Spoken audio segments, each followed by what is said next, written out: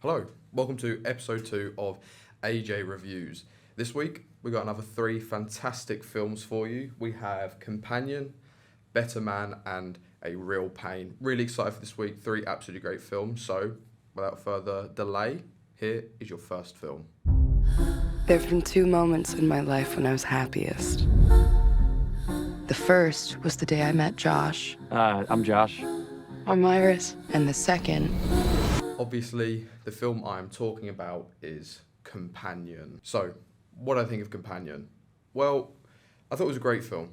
I actually really enjoyed it. But a lot of my enjoyment was based on the fact that I had not seen a single trailer. I'd seen absolutely nothing for this film, which is difficult nowadays. You go to the cinema, you see trailers. I go to the cinema loads, and somehow I didn't see a trailer for it. I didn't see a trailer for it on YouTube. No one spoiled it for me. So a lot of my enjoyment was based on the fact that I hadn't seen any spoilers. If you have seen trailers, it's not going to have ruined the experience for you. The film is still very good. But there is a lot given away in the trailers. I've since watched the trailer, having watched the film, and it more or less gives away your entire film. It gives away the biggest sort of twist in it. It's way more interesting if you haven't seen anything. Anyway, putting that aside, it was a really, really great film. I thought there was a lot of humour in it, which surprised me. Like I said, when I went in, I didn't know what the film was. I was going to a Scream Unseen, so you don't know what the film is. I thought it was actually going to be Novocaine, the new Jack Quaid film that's coming out in a couple of weeks, but no, obviously Companion. Really funny. Jack Quaid's very funny in it. The relationship between him and Sophie Thatcher is very interesting. He plays sort of this down on his luck, complaining about life character, and Sophie Thatcher is his very caring girlfriend. That's all I'm going to say on their relationship, but the two of them really interested together on screen, and the dynamic between the two, when you know more about the film, is absolutely perfect. I really enjoyed that there was a lot of twists, as I've said, a lot of twists in the film, and that the cast was actually relatively small. So the film is actually made up of the 2 main actors, so Jack Quaid and Sophie Thatcher. Then there's basically just 2 other couples in it. You have you have 3 other actors that come into it, but are not inconsequential, but they're not part of the main cast. The main cast just revolves around these same 6 people, so you get to see a lot of their intimate moments, how their relationships are between everyone, and you get to be involved in their world a lot more because you're in there with them. And it made for a really enjoyable film. The only complaint I do have about the film is that the ending drags on a little bit. If you've seen the trailer, or even when you're in the film, you're told how the film is going to end before you've even taken a handful of your popcorn, you know? So you're sort of like, okay, you get towards the end, a couple of the characters become pretty unimportant, which annoyed me as well. They just sort of get thrown away and almost rewritten into something else. If you've seen it or you see it, you'll know what I mean. But come the end, not all the characters are having the same influence they did at the start of the film. And you know what's coming for the end, but it just it takes a little bit too long to get there. So for me, I would say it's a 3-star film. It's a 4-star for enjoyment though. Like I said, even if you have seen trailers, go and watch it. Still really, really entertaining. It's well written. And I enjoy it. Like I said, humour's good. It ticks all the boxes really. But yeah, 3 stars, 4 stars for enjoyment. Are you breaking up with me? it's not you. It's me. On to the next film in this episode. And I'm, of course, talking about... I'm Robbie Williams. I'm one of the biggest pop stars in the world. This is my story, but I'm not going to tell it in an ordinary way because I don't see myself how others see me. For the next 2 hours, your ass is mine! Yes, the film you have just seen is Better Man. So, I said this in my longer review on Letterboxd, but I never thought I would be doing a review of a Robbie Williams film. I don't think anyone ever thought a Robbie Williams film was going to come out. I mean, the Queen film came out, it's not really a biopic, but the film about the Beatles yesterday came out. There have been a few, with Johnny Cash, I referenced last week, there have been a few musical biopics or music biopics, and they have become more popular as the years have gone on. Obviously, we had the absolute travesty of the Amy Winehouse biopic of last year. But yeah, there have been a lot of biopics. It's become a lot more trendy. But I never thought that Robbie Williams would have such an interesting and honest story to tell. His life, it comes from very, very humble beginnings. I believe it's on Stoke-on-Trent. Very humble beginnings. He has never been a humble person, though. You know, he's always had big ideas in his head. He's always been outspoken. Something I never really knew about him as a person. It's very risk, without giving it away again, that his dad is very important to him in his life. And his dad's influence on him at a young age definitely has driven him to the career that he is in now. I never knew how bad things were in Take That, to do with their management. Again, you know, classic story really. Manager screwing over the young talent. But just overall, the thing I took away from this film is how brutally honest it is. The whole way through, you're not just getting this sort of PR cooked up, let's paint Robbie Williams in a great way. No, you're getting a real story here. Songs are only valuable if they cost you something. If you're gonna laugh, do it on the inside, yeah?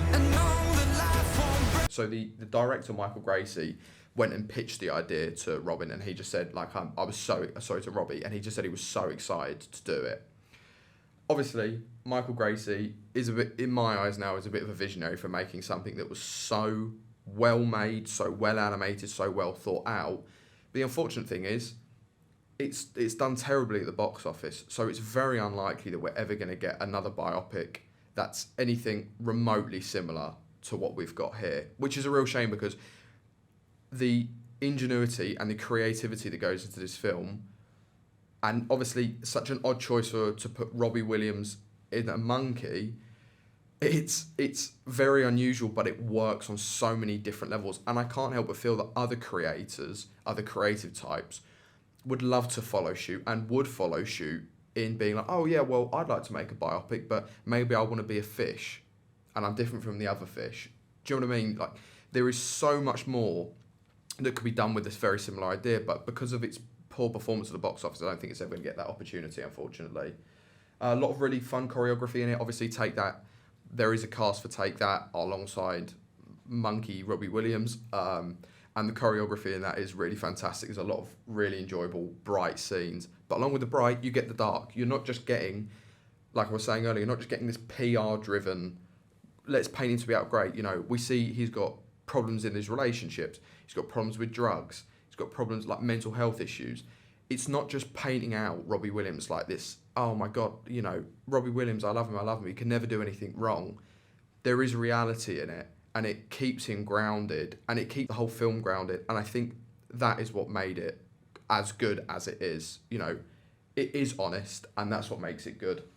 Like I said, really creative, animation was really good, and the ending, again, I don't do spoilers, but the ending, it just brings everything in. It's sort of like, for a lot of the film, you're going down a mountain and it's just getting worse and worse, and things aren't going well for Robbie.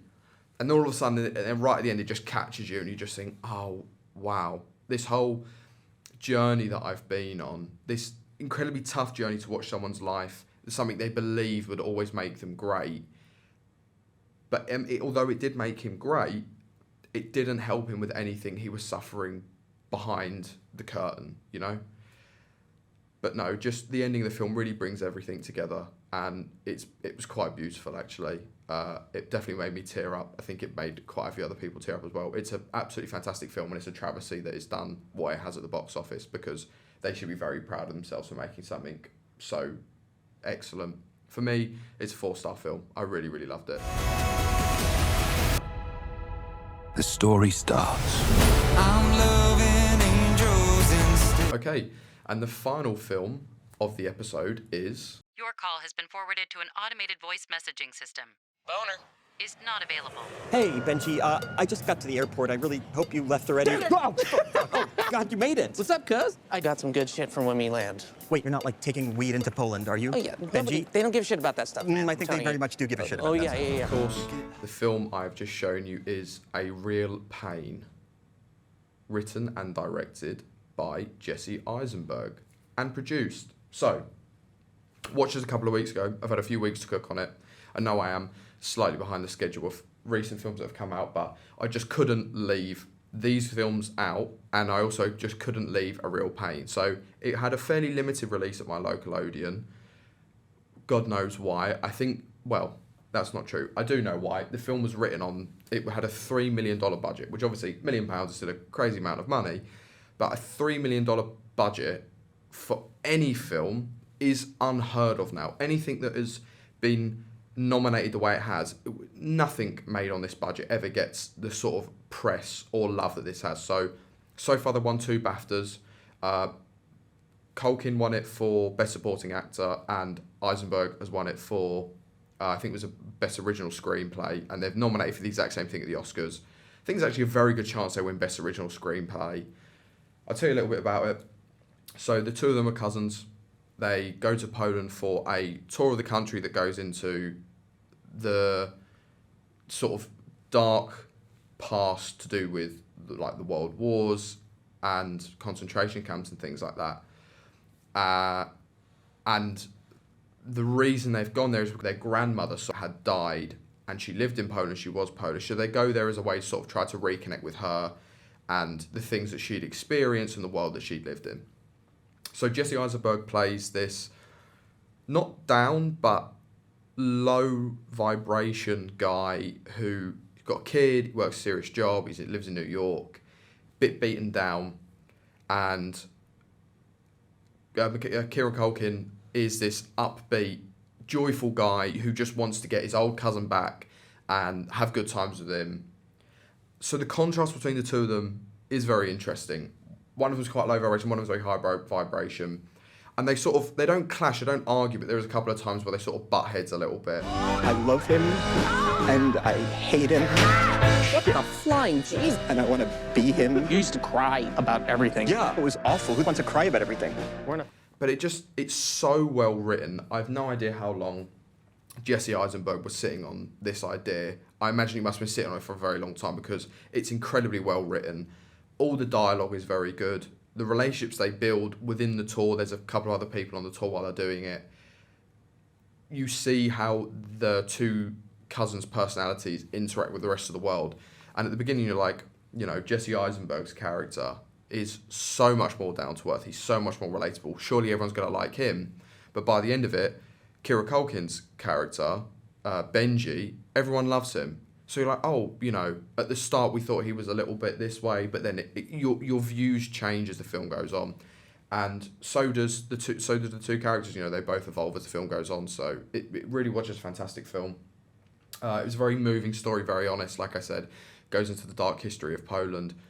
They do go to like the concentration camp, one of the concentration camps, and it's very sad, and I can only assume that they must have done so much research for this film, because I can only imagine that a lot of people have really appreciated that a film on this subject matter, although it's quite a niche subject matter, has been made.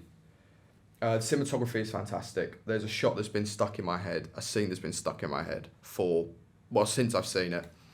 They go up to the top of a rooftop of this hotel they sort of sneak into, and they're smoking on the top of this roof, and to the left of them is the big red hotel sign, and the red light is like shining onto them from it. It's like a moment of clarity in the film, and it's just absolutely wonderful. Really, the cinematography was great. Like I said, I cannot give this film enough praise.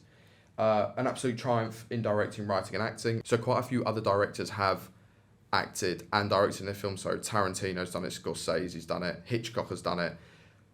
I would love to see Jesse Eisenberg do this again. If he can make this film, why he can't make another great film just like this? I'd be very interested in seeing it. I think it very well could win an Oscar, but no, just fantastic relationship building, really well written, fantastic cinematography, a very old sort of classical soundtrack that goes along with it that fits the film's almost sort of quirky nature. It's not your normal family building, coming back together kind of film. It's deep to that. There's layers to it, and it just, you know, it's short. It's under 90 minutes. It's absolutely perfect for what he set out to do. I think he deserves to win Best Screenplay, in honesty. I would love to see him do something more. I'm giving it 4 stars, but I'm almost convinced myself that it's a 5-star film. But I'm going to give it 4. Really, really enjoyable. If there's any way you can still go and see it, I really highly suggest you do. Just absolutely.